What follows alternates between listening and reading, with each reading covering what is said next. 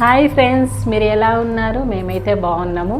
ఒక 1 వీక్ అయిందండి నాకు ఫీవర్ వచ్చి. కొంచెం కామెంట్ చేసిన వాళ్ళు వీడియో పెడతలేరు అనుకోకండి, నేను అన్నీ పెడతాను, నిదానంగా పెడతాను.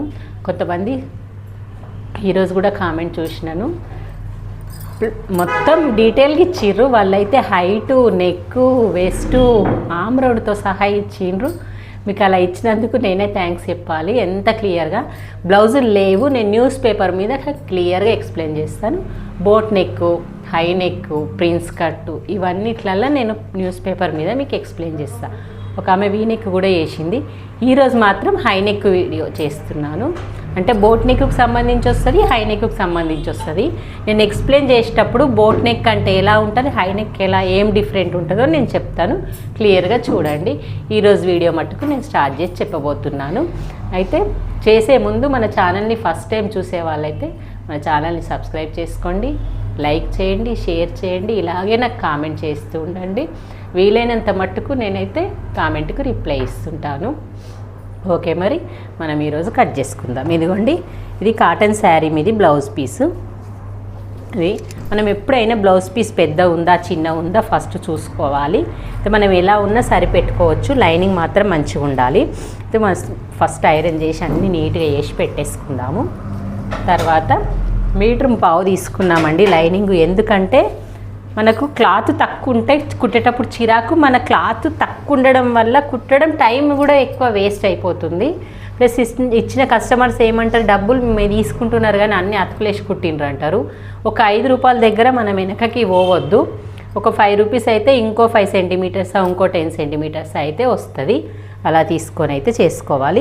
ఫస్ట్ నేను లైనింగ్ నానబెట్టుకున్నప్పుడే చెప్తాను, నేను చాలా వీడియోలలో చెప్పినాను, చూడని వాళ్ళకుంటే అండి. లైనింగ్ను మాత్రం ఆపోజిట్ కొనలు పెట్టి మనం లాక్కోవాలి.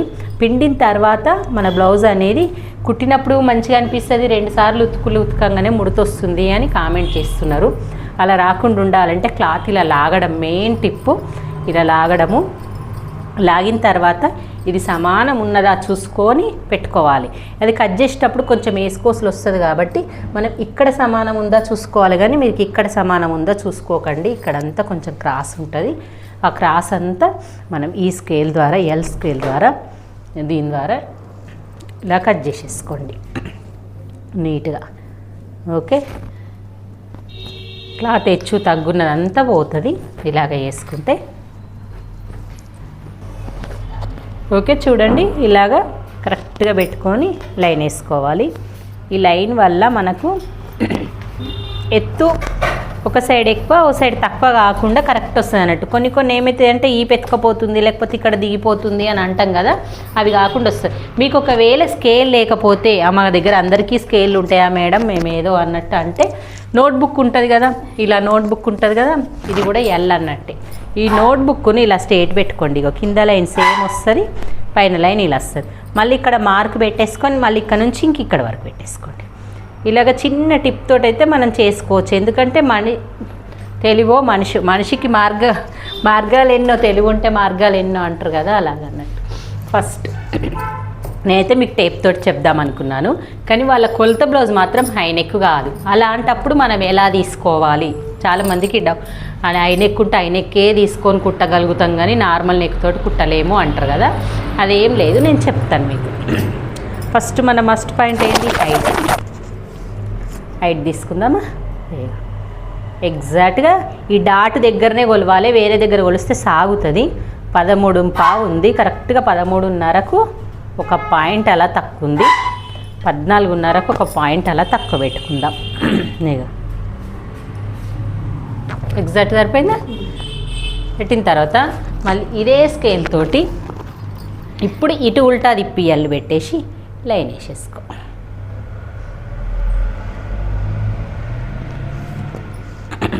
ఓకే, ఈ స్కేలింగ్ అవసరం లేదు. ఇక నెక్స్ట్ వచ్చేసి చుట్టుకొలత. ఈ 2 పాయింట్లు అయితే ఏ బ్లౌజ్ అయినా సరే ఈ 2 సేమ్ ఉంటాయి. ఈ 2 చెస్ట్ పాయింట్ కూడా సేమ్ ఉంటుంది. కాజాపట్టి వదిలేయండి, వదిలేసి మెజర్ చేసుకోండి. 28 సైజు, 28ని 4 మడతలు మడత పెట్టండి. Easy trick. ఎంత వచ్చింది? 7 + 1 ఇంచ్ డాట్లకు పెట్టుకొని పెట్టేసుకోండి. 8 +2 ఇంచ్ ఖర్చు. ఈజీగా అయిపోయిందా? ఇప్పుడు నెక్స్ట్ వచ్చేసి మనం వీళ్ళ బాడీలో చెస్ట్ పాయింట్ కొలుసుకోవాలి. చెస్ట్ పాయింట్ కొలవాలంటే ముందు భాగంలో నుంచి ఉక్స్ పట్టి సైడ్ కొలుసుకోవాలి. ఈ పాయింట్ దగ్గర నుంచి కుట్టొచ్చిన ఈ లాస్ట్ కుట్టొచ్చిన ప్లేస్ నుంచి ఉక్స్ వరకు ఇట్లా సాగదీయొద్దు. ఇలాగా నార్మల్గా పెట్టి ఎంత 8.5 ఉంది. ఈ 8.5 ఇలా పెట్టేసుకోండి. ఈ చెస్ట్ పాయింట్ డిసైడ్ అయితే మనకు షోల్డర్ డిసైడ్ అవుతుంది. హై నెక్ వీటికి కానీ ఏ నెక్ వీటికైనా నా హై నెక్ అయితే కంపల్సరీ ఇంకా మనిషి లేనప్పుడు బ్లౌజ్ కరెక్ట్ లేనప్పుడు చెస్ట్ పాయింట్ తోటి ఇప్పుడు మనము 8.5 వచ్చింది కాబట్టి 7.5 వరకు పెట్టుకోవచ్చు షోల్డర్. లేదంటే 7 పట్టేసినట్టొద్దు, భుజాలు ఎక్కినద్దు రావద్దంటే 7.5 పెట్టుకోండి.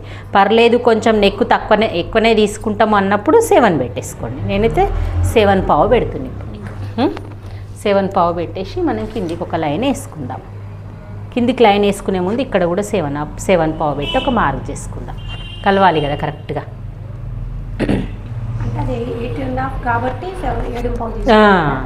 ఇది చెస్ట్ మన లావ్ ఎంత ఉంటామో దాన్ని బట్టే భుజం ఉంటుంది. అలా ఎలా మెజర్మెంట్ చేయాలి? అది 8.5 కాబట్టి ఎంత అంటే 1 ఇంచ్ తగ్గించుకోవాలి అంతే. అంతే మినిమం. కొంతమందికి 1/2 ఇంచ్ కూడా తగ్గుతుండొచ్చు. అయితే కొంతమందికి 1 ఇంచ్ కూడా తగ్గుతుండొచ్చు. అయితే మనం ఈ షోల్డర్ ఎంత పెట్టుకున్నాం? 7.5 అంటే 1/4. ఓకేనా? ఇప్పుడు ఆర్మ్ డౌన్ కూడా 7.5 పెట్టుకోవాలి. పెట్టేసుకుందామా? 7.5 పెట్టుకుందాం. ఇక్కడ పెట్టుకొని ఇది ఒక లైన్ వేసుకుందాం. వేసుకొని ఇప్పుడు మనకు చెస్ట్ ఎంత వచ్చింది? 8.5కి మార్క్ వేసుకొని ఇప్పుడు ఈ లైన్ దీనికి కలిపేసుకోవాలి. మళ్ళీ 2 ఇంచెస్ లైన్ ఎక్స్ట్రా లైన్ ఖర్చు దీనికి కలిపేసుకోవాలి. ఓకే, ఇప్పుడు ఇక్కడ అంతే తీసుకోవాలి. ఎందుకంటే చంక రౌండ్ తగ్గిపోతుంది మనకి. ఇది ఇక్కడ జరిగేసరికి చంక రౌండ్ తగ్గుతుంది. నువ్వు ఈయనే పెట్టుకున్నావు అనుకో చంక గింతే అవుతుంది. మనకి గింతే ఉండదు కదా చంక. నువ్వు 6 ఇంచులో పెట్టుకుంటే చంక ఏడొచ్చేస్తుంది. 6 ఇంచులు పెట్టుకున్నప్పుడు నీకు ఇది జరుగుతుంది కాబట్టి అది సెట్ అయిపోతుంది. ఇప్పుడు నెక్స్ట్ వచ్చేసి మనం సేమ్ ఇక దీంట్లో ఏం తేడా ఉండదు. వేరే బ్లౌజులు అయ్యో ఎట్లా చేయాలి, సంఖ్య ఎట్లా గీయాలి, గిట్లుంది కదా అని ఆలోచించాల్సిన అవసరం ఏం లేదు. ఒక చిన్న మార్క్ చేసుకొని మన పాయింట్ ఇది వైజ్గా ఇది చూసుకోవాలి. చూసుకొని ఈ స్కేల్ని టర్న్ చేసుకుంటూ ఇక ఈ స్కేల్కు టచ్ అయ్యే వరకు ఇలాగా ఇంతే చంకరం.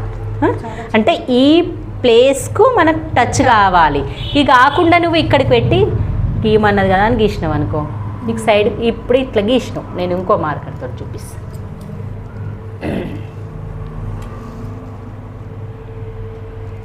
ఇలా గీసినావు, పర్పుల్ కలర్ దాంతో గీస్తున్నా.